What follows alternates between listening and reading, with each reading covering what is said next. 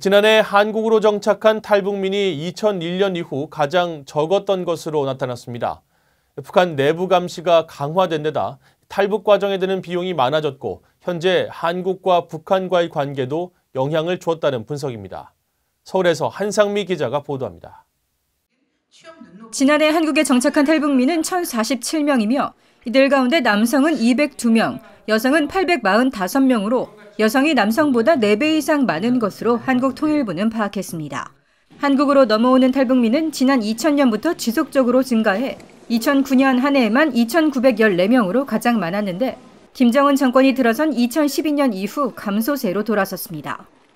2011년 2,706명이었던 한국 입국 탈북민은 2012년 1,502명, 2015년엔 1,275명으로 줄었고 2018년엔 1,127명으로 집계됐습니다.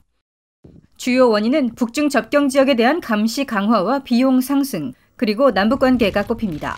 체제 유지를 위한 김정은 정권의 가혹한 탈북민 처벌로 북한 탈출이 더 어려워진 데다 지난해 남북관계에도 큰 영향을 줬다는 분석입니다.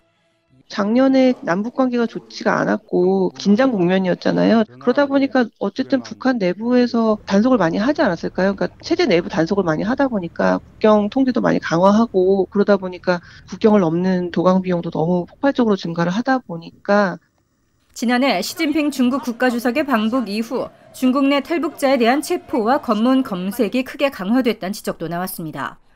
범죄 예방 강화 등으로 일부 대도시와 기차역 등에 얼굴 인식 장치가 설치된 곳도 탈북자들의 한국행을 어렵게 하고 있습니다.